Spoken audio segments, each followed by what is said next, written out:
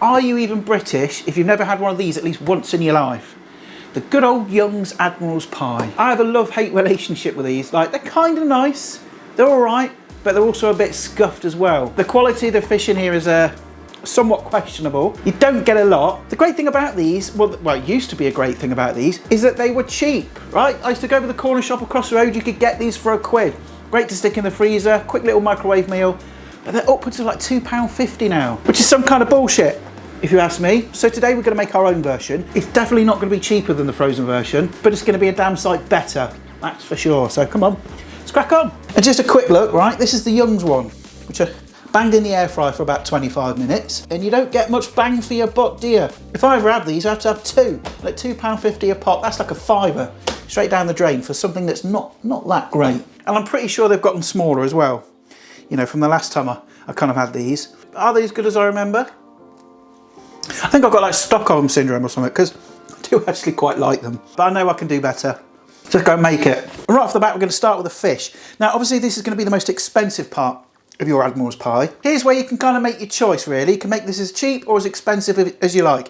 You know, I've made fish pies with scallops in there, king prawns, 2 different types of fish, we've got salmon, some smoked haddock. You can do that if you want, but I'm trying to cut the cost back a little bit here because nobody's got any sodding money anymore. Again, you can make this even cheaper if you want by using like pollock or bassa fillets. I don't like bassa fish at all. I don't like the texture and I don't like the taste. So pays your money, takes your choice.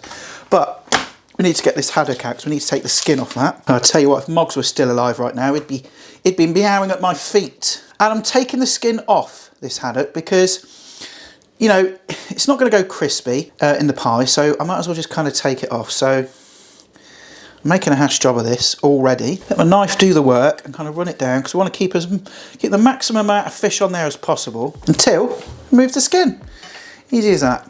And I'm going to cut these into sort of bite-sized pieces, keeping them fairly small because, you know, I want to keep it in line with the Young's one. I mean, there are very small pieces in that. And also want to make this stretch as far as I can. It's a nice little chunks like that. And the prawns, I'm just going to open those up. These are already pre-cooked. Now, all this fish is going to go in the pie together. Now, you might be thinking, well, these are already cooked. So, you know, they're going to overcook by the time the rest of this is finished. In my experience, these little prawns here, they're nice and juicy. It doesn't make much of a difference. Don't worry about it. It'll all come out in the wash. Get over there. Spring onions, because what I want is that kind of oniony, allium-y hum, but I don't want the harshness of like whole onion. Plus whole onion will take too long to cook down, so this is just going to give a nice little kick. So I want, say 3. I always like to take off this sort of outer layer just because it can be a bit stringy and a bit meh. Nip off the bottoms and just a little bit of the top as well. Just give them a quick rinse, just make sure you rinse out that sort of end piece in the tube bit there, because you can get bits of mud and stuff in there, bits of grit. Oh, like dead spiders and stuff. Then I'm just going to chop these up fairly fine. And I've also got here some mashed potato. You could cheat and use like the packet stuff if you want, but you want it to be cold and stiff. I'll put a link up on the screen on how to make mash. I've got a kitchen basics recipe on the channel, so I'll link to that. We've done most of the prep now, so we can start making the sauce. It's a very basic, simple sauce to make this. We're going to start it off with a roux. So I've got my pan here. What do I need now? Get organised, Adam. Get bloody organised. I need some flour. And it all starts with flour and butter, right, to make the sauce. So go equal quantities of each. So yeah, 50, that'll do. And then the same quantity of butter. And again, I'm using Kerrygold because it is the best. Fight me in the comments all you like. Then we're going to add this to a pan. Wallop it straight in there, and then we need to get that onto a moderate heat. I'm going to say about 4. And basically what we're doing is we need to melt that flour and butter together to form like a paste. Now, what proper chefs would tell you, and me as well really, you're supposed to melt the butter first, then add the flour, but I didn't do that today because, you know, just sometimes you just can't be arsed, can you? Can't be arsed. But what you absolutely do need to do is to cook the rawness out of that flour, because if you don't, your finished sauce is going to be a bit chalky and a bit meh. And you can see, look, it's got that kind of sandy texture. Right, so now we can start adding the milk. Now, again, some chefs will tell you, oh, you've got to add hot milk to it, otherwise this, that, and the other, it will lump and it'll be a disaster. Bollocks. I've been making white sauces this way for years and it's never failed me. So the trick is really, it's just add a little bit at a time. So I'm going to go in with a few splashes and it will all clump together, all right? Don't worry, that's how it's supposed to be. So add a little bit like that. And as you mix it in, look, you'll see it'll all kind of clump together until all that milk's disappeared. And just add a bit more, keep going. And I guarantee this will be lump free by the end of this. Unfortunately, in the TV cook world, you know, there's a lot of nonsense that gets spouted, and you, the viewer at home, will take it as gospel, you know, because you're meant to trust these people. But I found sometimes they don't know what they're yapping about. I've had enough! We do want this sauce to be quite thick because we're going to add the raw fish into it, which is going to leak out its juices and make it a little bit thinner. So we almost want this sauce to be a bit too thick so that it becomes the right consistency at the end. And because it's a butter sauce, we need to add a load more butter. So I'll add a big old chunk like that. So you might as well add the rest. Screw it. Screw it. Okay, we are about there at the consistency that we want. Okay, so it's still nice and thick. About the kind of thickness of extra thick double cream. So I'm going to go in with some whole grain mustard. Just to add a little bit of twang. Good heaped teaspoon of that.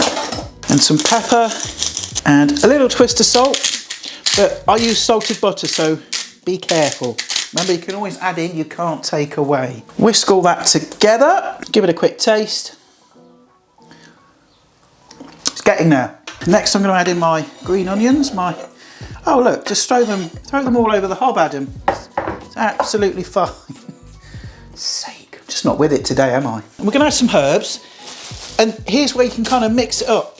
You know, use what you've got, use what you want. But I'm using some classics here, you know.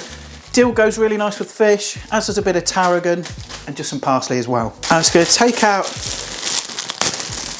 a bunch of this parsley, you know, kind of like a handful like that. Some fresh tarragon as well. You could use dried, but be like sparing with it, okay? Because tarragon is a punchy herb. If you add too much, it'll overtake. But it is nice in a fish pie, you know, it's got that kind of aniseedy kick, which just goes really nice with fish. So I'd say there's about 8 to 10 leaves there, and also a little bit of dill. And take your knife and just chop it nice and fine, because then you ain't got to mess about with all the individual ones. Then you can just kind of bunch it all together. Makes life a lot easier. Then wedge in your herbs and then start to mix that through. And I am going to turn the heat off now because I don't want this sauce to cook any further. And again, give that another quick taste. The key to getting things like this right is to keep tasting as you go along, especially with, I mean, you should be doing it with all your food really, but especially with something like this. That is beautiful, but it does need a bit more salt. And it does need a bit of brightness, so I'm going to add some lemon zest. Grate that in there. I'd say there's about the zest of about half a lemon there, but I'm also going to add some of the juice. And then I'm going to squeeze in about a quarter first, and we can always add a bit more as we go along. But make sure you add the lemon juice when it's off the heat. If you add it too early, when it's like boiling away, you run the risk of it curdling, so add it now. Again, give it another taste. That is going to be gorgeous, but it does need to squeeze more lemon for my tastes. And to give it a nice bit of sweetness, I'm going to add some frozen peas. You can add some sweet corn in there as well if you want. It'll also bulk it out a little bit as well because we're not adding loads of fish in there. And then we can also add our fish. Get that in there. Remember, do this off the heat so you don't overcook the fish. Then just gently fold everything through. And then I've got a pie dish here, so I'm going to ladle our filling in there.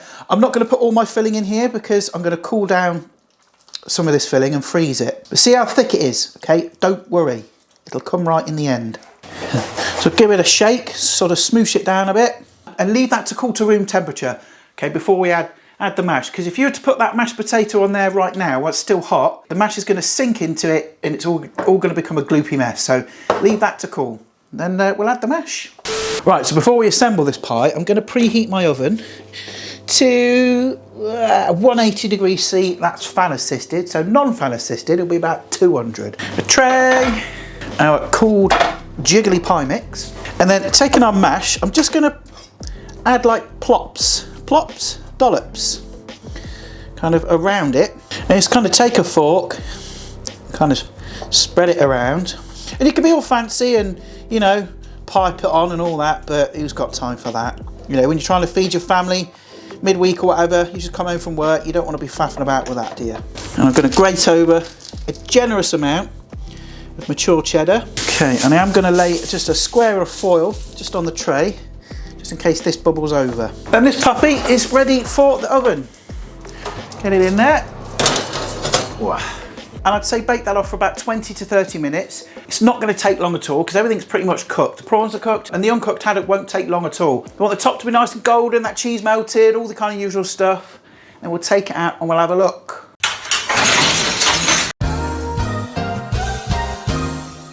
Okay, so we're about 25 minutes in. I think we're there.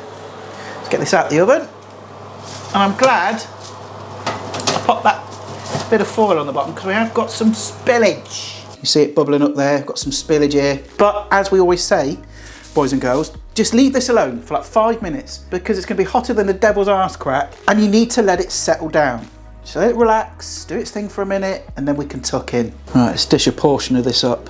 I'm trying to make this as neat as possible so I can take a nice thumbnail, which is easier said than done when you're making things like pies. They're notoriously difficult to photograph. Right, let's get this in my gob. It's going to be a bit cold now, I think, because it's been sitting around as I've been faffing with photos and whatnot, but that is 1,000 times better than one of these. 100%. I mean, of course it's going to be. Okay, made it, it's homemade, it's fresh. So there we are, we took the Young's Admiral's pie and we made our own better version. Healthier for you, tastier, and more of it as well. £2.50. Rip off. Anyway, I'm going to love and leave you. I'm going to have another portion of that because that's my lunch. And let me know in the comments what you think. Do you like my version of the Admiral's pie? And let me know as well if you've had one of these and what do you think of them. But anyway, I'll see your gorgeous faces next time. Bye for now.